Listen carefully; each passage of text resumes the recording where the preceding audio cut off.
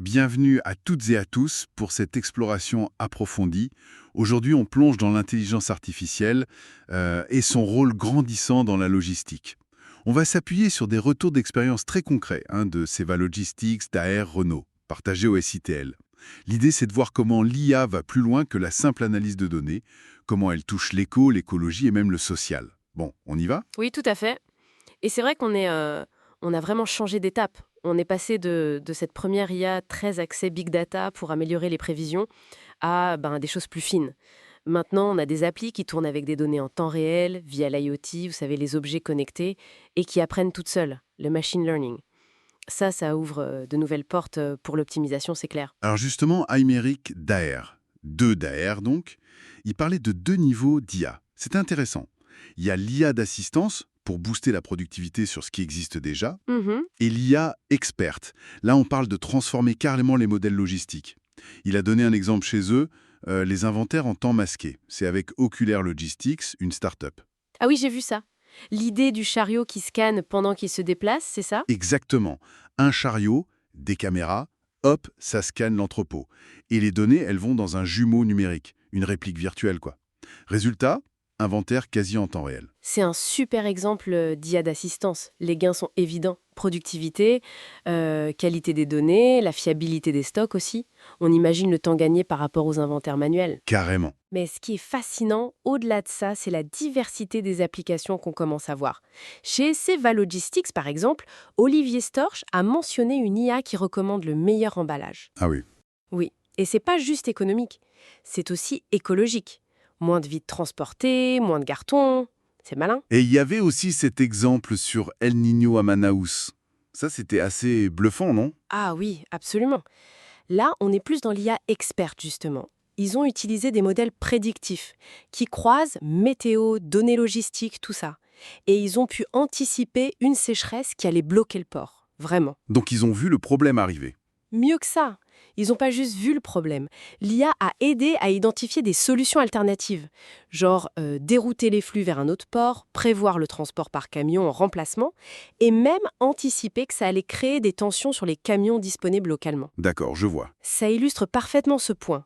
L'IA augmente nos capacités face à la complexité. Elle ne nous remplace pas. Cette idée d'augmentation face à la complexité, on la retrouve chez Renault aussi, j'ai l'impression. Alexandre Lima parlait d'un «never new normal», une instabilité constante, quoi. Oui, c'est un défi énorme pour eux. Et leur réponse, ça a été de modéliser toute leur supply chain mondiale. Fournisseurs jusqu'au rang 3, les flux, tout. Il appelait ça un mapping global.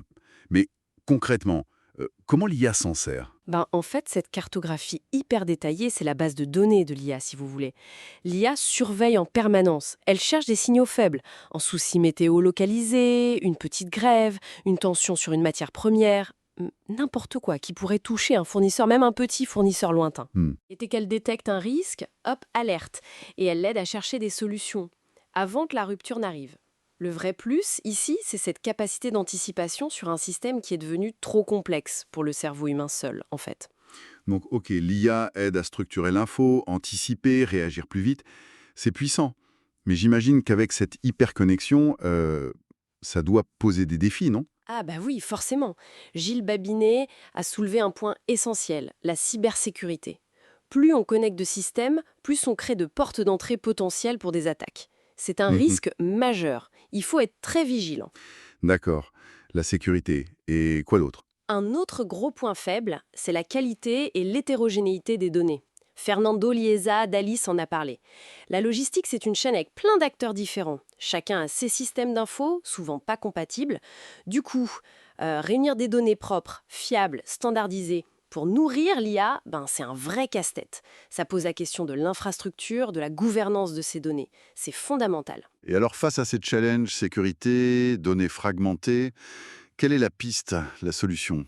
La solution, elle semble vraiment être collective, c'est ce qui ressortait. Aussi bien chez Daher que chez Renault, ils ont insisté là-dessus. Il faut mettre les énergies en commun. On ne peut pas régler ça chacun dans son coin, c'est trop complexe. Une approche collaborative, donc? Exactement. Et c'est un peu l'idée derrière le nouveau collectif pour l'innovation logistique, sous l'égide de France Logistique.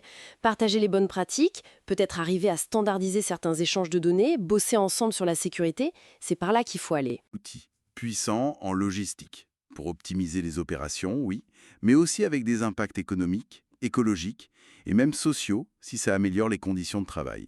Et surtout, elle augmente nos capacités face à l'incertitude, à la complexité. C'est tout à fait ça. C'est un levier d'augmentation. Mais il faut garder en tête les défis, hein. La sécurité et la qualité des données, ce sont de vrais enjeux qui demandent une approche collective, concertée. On ne les surmontera pas autrement. Tout à fait. Et pour finir, peut-être une petite question pour aller plus loin. On voit que l'IA peut aider à prévoir l'impact d'une sécheresse sur un port ou les failles d'une chaîne logistique mondiale. Alors, si on transpose ça, est-ce qu'il n'y a pas d'autres problèmes très complexes, peut-être à une échelle plus large, sociétale, environnementale, qui pourraient bénéficier de cette même capacité d'anticipation augmentée et de cette approche collaborative pour trouver des solutions?